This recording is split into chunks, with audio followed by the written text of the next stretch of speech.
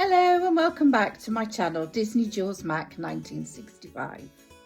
This is the second vlog of how accessible Disney cruises are for people who are in wheelchairs, and I use my wheelchair all the time when I'm at the house, and that is because I have Parkinson's, fibromyalgia and arthritis, so spend a lot of my time in pain. So we've been on 2 Disney cruise ships now. We've been on the Disney Magic, so I'll feature that, and the Disney Dream. Both have been amazingly successful trips for us. In fact, we've been on the Magic twice, and we've been to Europe in the boat. So they've been brilliant holidays, magical memories made. And I can't say enough about how well Disney Cruise Line look after us. However, we do stay in Concierge.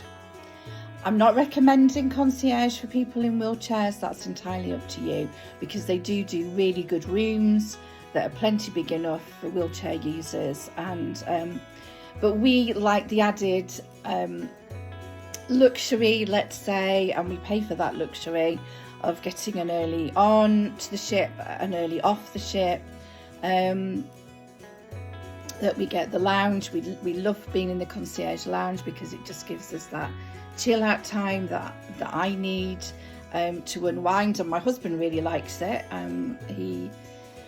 He just likes just to go in there and have a breather too. So it is special, the fact that we can get into the theatre early and get my wheelchair slot and a good seat for Mick. So there is a lot of benefits of being in concierge, but that is not something I'm thoroughly recommending for everybody. What I am recommending though is a Disney cruise.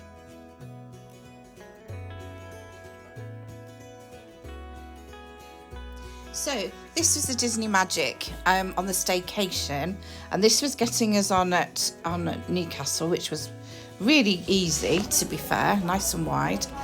This is the concierge lounge now on the Magic. It's small but fine. It's got some nice views from it, and it also has a sun area at the side, which I'll show you later. But it works quite well. This was the balcony on our first suite. Huge, lovely, but I can't see over it in my wheelchair. I have to stand up if I want to see over it and be helped to the edge so I could hold on.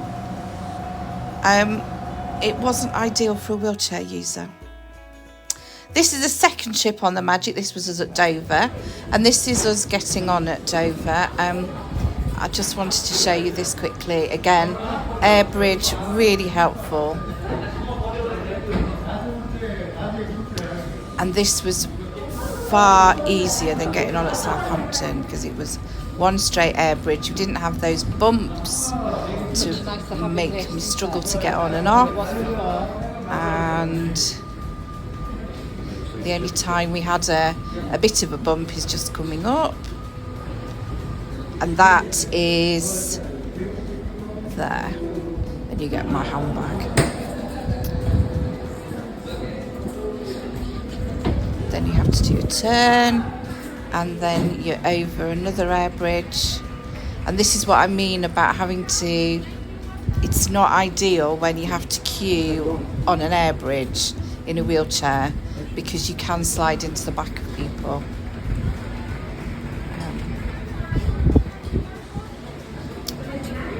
There was also crew members coming off, which was quite difficult as well, so you had to move out of the way for them.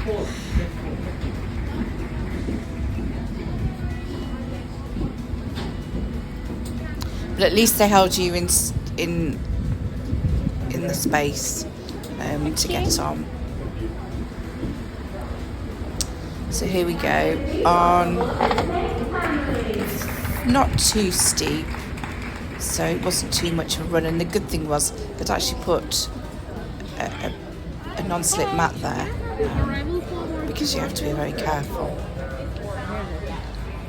So, nice welcome from Captain Mickey. Yeah. Welcome aboard. Thank you. Hello.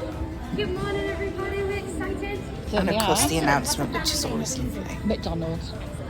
Disney Magic, please welcome aboard the McDonald's family.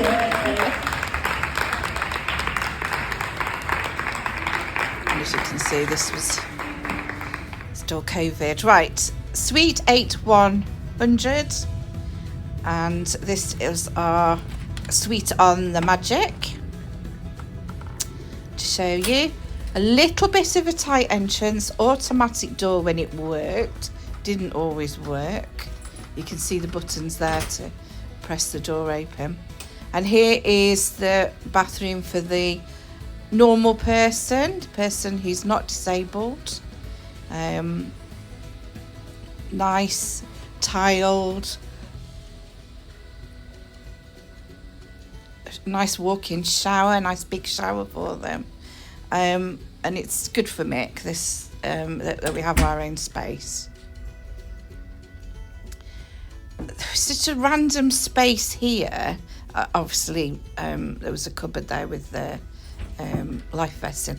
This random space, if I'd used this for doing my makeup and things, it wouldn't have worked because people wouldn't be able to get past. It was very strange. This was the other wardrobe, lots of hangers and space there, which is good. Now, it's great having a table because it meant that you could have your meals and things there, which was lovely. And it was our anniversary, so got a nice card. The carpet was lovely and thick, but you can see how difficult it was to get in and out with that. Then we had a walk-in wardrobe, which was lovely. Love walk-in wardrobes. Had that. And this was the bathroom for me. The bathroom worked really well. Good, stable bars on the wall. The bars and the toilet were the right way round, so I didn't need to raise the toilet. There was one space to get under the sink. The bed was a little bit low. That was one of the problems there. And there wasn't a lot of room around it. This was a much better area to use with a mirror to do my makeup. So that was my makeup and hair station there. And then Mickey's just showing you the balcony. Nice smaller balcony, much more usable. But again, if I went out there, there's that white wall. I can't see. So not ideal. And you can see here, this is me trying to work out how we can move the furniture to make a turning space with that. Now, this is in Whitecaps. Now, I could have showed you any shopping area on the boat. Just wanted to show, I mean, you can see the stuff there, which I was doing a video of, but I want to use this video to show you how it is fine to get round the shops, but some areas are a little bit tight. My back wheels are quite wide on my wheelchair, and if things are put too close together, it is very hard to get round. So often I had to make the decision not to go in certain areas of the ship on the shopping area, and would have to make sure I took Mick with me to make sure I got round quite easily, and to make sure that I went in when there wasn't many people there, so I wasn't hitting them or banging them in my chair. And you know how people are when they shop, they're usually quite dazed and looking and not looking at what you're doing, so you're the one that's having to make sure that you're moving well if they're not choosing to move well or look what they're doing.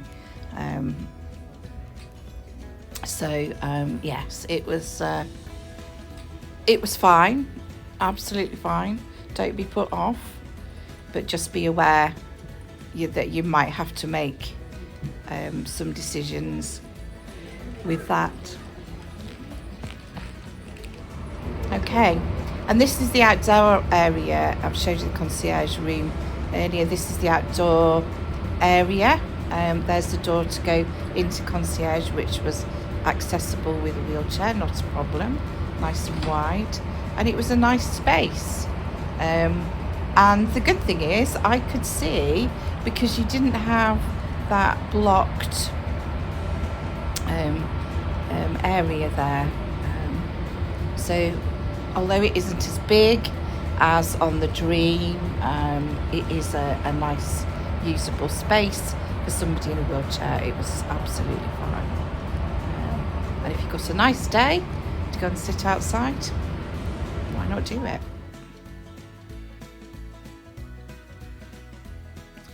And I just want to show you the corridors. The corridors are wide enough. So you've seen a bit about the Magic and the 2 trips that we've taken on the Magic and the 2 suites that we stayed on in the Magic. They were cheaper than going on the Dream and on the higher class suite that we had on the Dream. That was expensive, and so much so that we're going to check out a concierge level cheaper room next time when we go on the Dream this September, which made a difference of about $5,000, and that was just because it was a fancy room. And as you can see, the fancy room was fine, but there were some things that weren't good for us. So we're going to try the accessible room, which is just a concierge. It's still concierge, but it's a class down when we go in September 2024. So I'll show you a bit about the Dream now. Thank you for watching, and please watch my next vlog, which will be vlog 3 in this series, which shows you how to get on and off at ports, which ports were good for us. And again, it is very subjective. It is really only our view and what we found. So please just use it to help you go forward for planning. Thank you for the lovely comments that I've had. Really appreciate it. Right, and this is the concierge lounge. This is approach, 2 doors. And this was the way in with it. This was up to Remy, which was absolutely fine, not a problem to get into those areas. Hello, how are you? Yes, thank you. Yeah, thank you. Oh, we're all in the way. Just got to be careful when you're waiting for a lift. Lifts are nice and big on the Dream. Not too much of a problem for my wide wheelchair at all.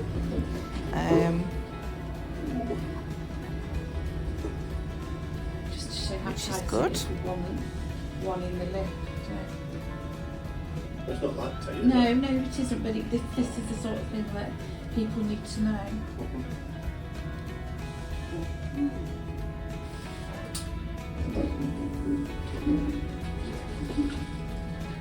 And then just back out the lift with your wheelchair, and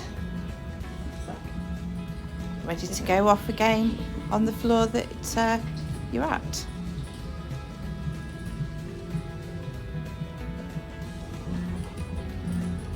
And here's us going into our concierge area.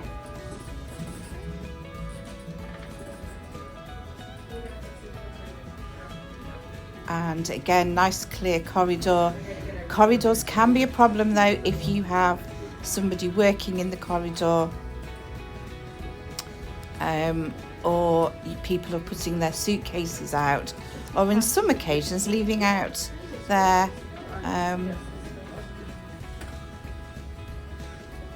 suitcases or pushchairs, which is crazy. This is where we had to go down from that entry to concierge area, and we had an automatic door, and I would have to turn and get in. Bit of a sharp turn, so we'd have to do it in 2 stages, and the door would often not quite give you just quite long enough to get in. And here's me getting in the room, getting straightened up.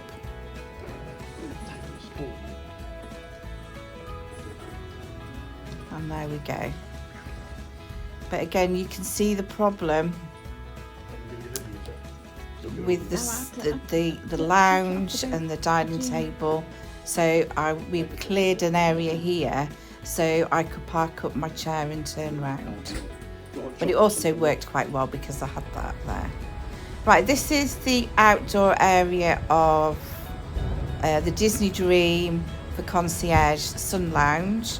We didn't use it very much because it was too cold, but it was a little bit crowded and I couldn't get to it from the Concierge Lounge. I had to go up a floor on a lift and come in from the outside. You can see here that the Concierge Lounge doesn't have any outside area, so it has that. This is a Senses Spa. Can I say this was much better than the Magic? And I had my hair washed, and they actually have mobile hair washing sinks that you can sit in your wheelchair and have your hair washed. Brilliant, absolutely brilliant. Right, this is the suite that we had this time on the Dream, and it was 11006. Beautiful, beautiful bathroom. A bit hard to get into though, especially if you're in your wheelchair. You have to kind of do it in several pushes because the door doesn't automatically open. So a bit frustrating. Marble floor, beautiful. Had to have a toilet raiser because the toilet was facing the wrong way for my weak arm, but that was fine. Couldn't get your wheelchair underneath those sinks, and the floor was a bit slippy, but other than that, beautiful bathroom. Doesn't look special needs at all apart from that toilet raiser. Looks as an ordinary bathroom would. Great shower. Floor, as I say, very slippy when you get out, but I did ask for rubber mats. There's 2 rubber mats there, and then they put those normal toweling mats down as well that I could use to try and stop me slipping, but I had to be careful on those as well, so a bit difficult, but beautiful, beautiful, beautiful bathroom. I can't say enough about it. You can see that the shower has been lowered, but you can do that. This was the problem, this seating area. I think we used it once where Mick was watching some rugby. Other than that, we didn't use it. I know people need that couch to sleep on, but it would really help if that had gone, because I could have got on that balcony much easier. The balcony on here was so much better. You could see out of the bottom bit of it. It had a glass area. Much better for me. And there we go. That's my view of the room. Beautiful, expensive, but beautiful. Thank you for watching.